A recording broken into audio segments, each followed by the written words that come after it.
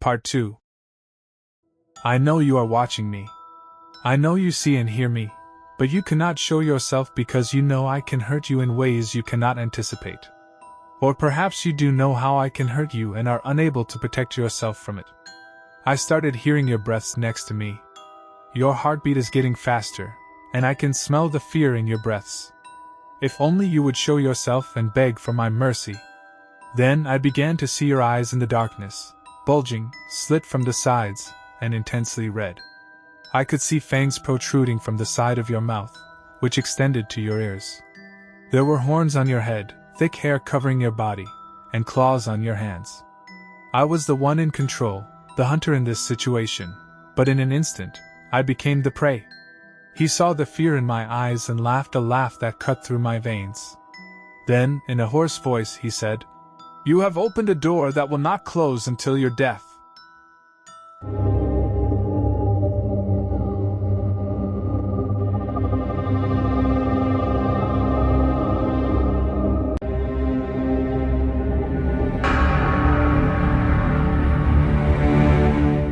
Part 2.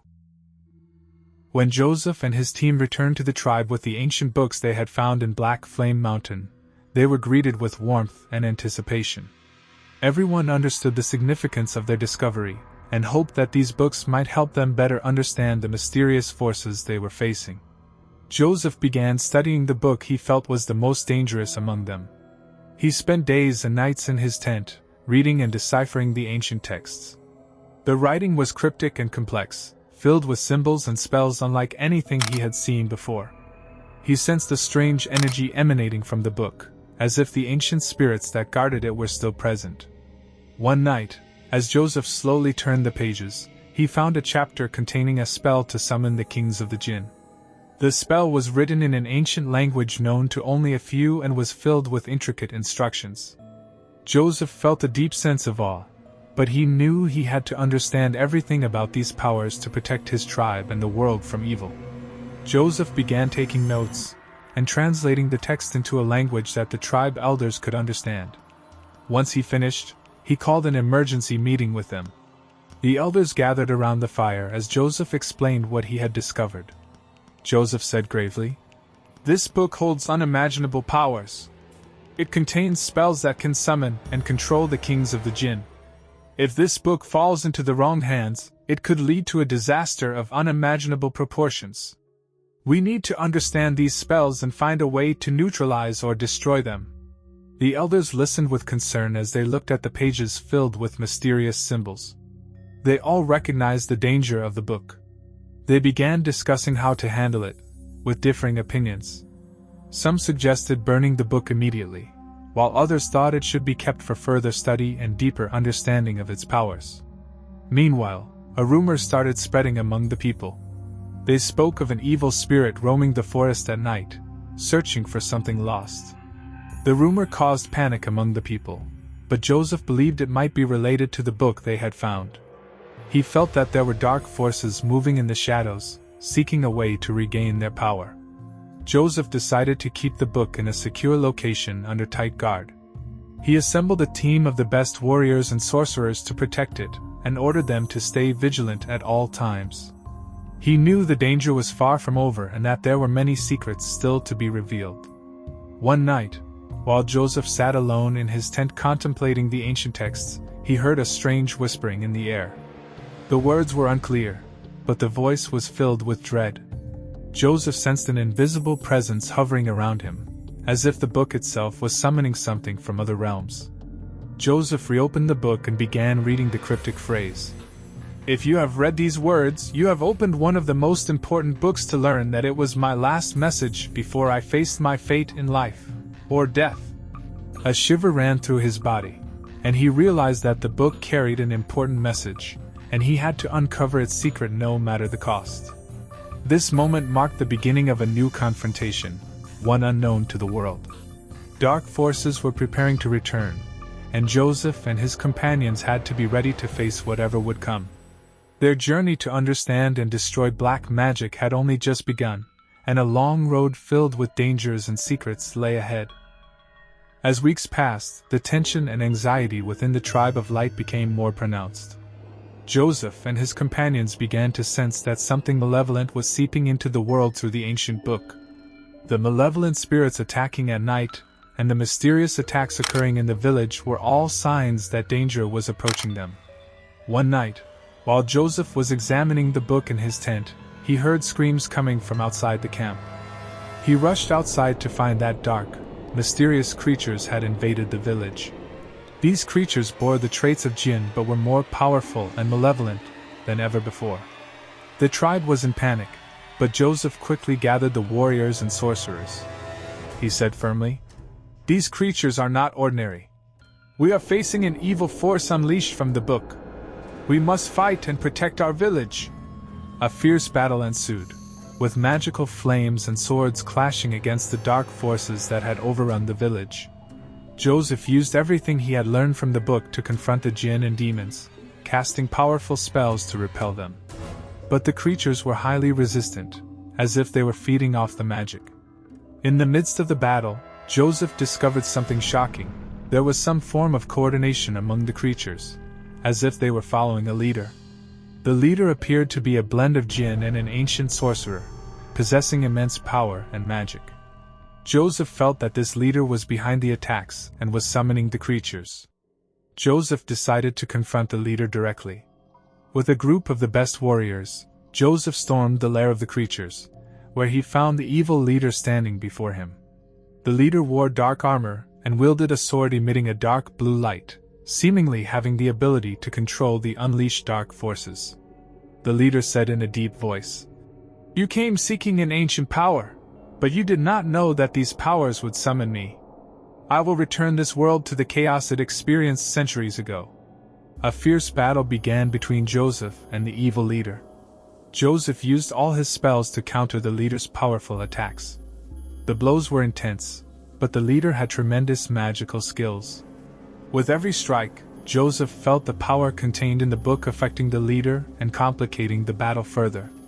At the height of the battle, Joseph realized that if he could destroy the dark armor the leader wore, the leader might lose his power and become weak. The goal was clear, but the task was not easy. Joseph used all his magical powers, relying on his knowledge of the ancient book, to attempt to break the armor. After a long and grueling struggle, Joseph finally managed to shatter the armor. The evil leader fell to the ground, and his dark magic faded. The other creatures began to retreat and disappear gradually, as if the leader was the key that made them follow his commands. When the battle ended, Joseph returned to the village exhausted. The damage was evident, and many warriors and sorcerers had been injured. However, they had managed to protect their village and achieve a partial victory against the dark forces. At the end of the battle, Joseph gathered with the tribe elders in his tent. He said, "We faced a great evil force today, but our work is not finished. The book contains unimaginable powers, and we must fully understand them to avoid further chaos. There is still much to uncover and much to be done." This battle was just the beginning of a new chapter in their journey. Joseph and his companions had to continue their search and remain prepared to face any coming danger. They knew there were more secrets yet to be revealed and that the world of black magic was deeper and more complex than they had imagined. After the fierce battle fought by Joseph and his team, everyone in the tribe of light needed to recover their strength. Despite the victory they had achieved, the village was in ruins, with injuries everywhere. Yet Joseph knew that the victory was not the end of the story but the beginning of a new journey. Joseph called a special meeting with the elders in his tent. The atmosphere was tense as everyone waited for him to share the results of his findings. Joseph said, "We have witnessed the true power of the ancient book. The evil leader was just part of a larger plan. There are dark forces working in the shadows, seeking goals we could not have imagined. We must study this book more deeply to understand all its secrets and avoid further crises." Joseph and his team began studying the book more intensely. They spent long hours analyzing the ancient texts and testing the spells. Over time, they discovered that the book contained an ancient map that indicated the locations of other buried magical books and revealed a complex network of secrets connecting these books. The map pointed to two main locations that needed to be investigated. Joseph decided to send teams to explore these sites while he and his team continued studying the book and strengthening the tribe's defenses. At the same time, rumors about the power contained in the book spread to neighboring areas. These rumors increased the danger of further attacks as new enemies sought to obtain these powers for themselves. While Joseph and his team worked to understand the book, the exploration teams returned with reports about places containing other books, some of which were more powerful and malevolent than the one they had found. They found evidence that an ancient organization of sorcerers had operated in secrecy, and that this organization was still active and planning revenge. Ultimately, Joseph decided it was time to unite efforts with other tribes and form a strong alliance to confront these growing threats. He traveled to neighboring tribes and proposed forming a coalition to combat the evil forces. The proposal was welcomed, and the tribes began collaborating more closely than ever before. One day, while Joseph was inspecting one of the discovered sites, he found another book marked with similar symbols to those on the ancient book. These books were meant to complete each other to form a larger picture of the secrets left by the ancient sorcerers. Upon returning to his tribe, Joseph held a meeting with the tribe leaders and all the warriors. He said, "We have uncovered part of the puzzle, but the work is not finished. We must remain vigilant and continue searching for the other books. The world is full of forces that could threaten our peace, and we must be prepared to face them." With this fighting spirit and ongoing collaboration, the tribes began working together towards their common goal. There were many dangers and challenges, but with determination and cooperation, they were committed to protecting their world from the evil that could plunge it back into chaos. The world of black magic was filled with secrets and mystery, and with each new revelation, the truth became clearer. Thanks to Joseph's bravery and his companions, the tribe of Light had begun to restore balance and hope to their world. But the road was long, and the threats remained. It was a new beginning for a strong collaboration and a new phase of search and discovery. As one short journey ended, a long and inspiring journey began. The tribe of Light had learned that unity and determination could overcome the strongest evil forces.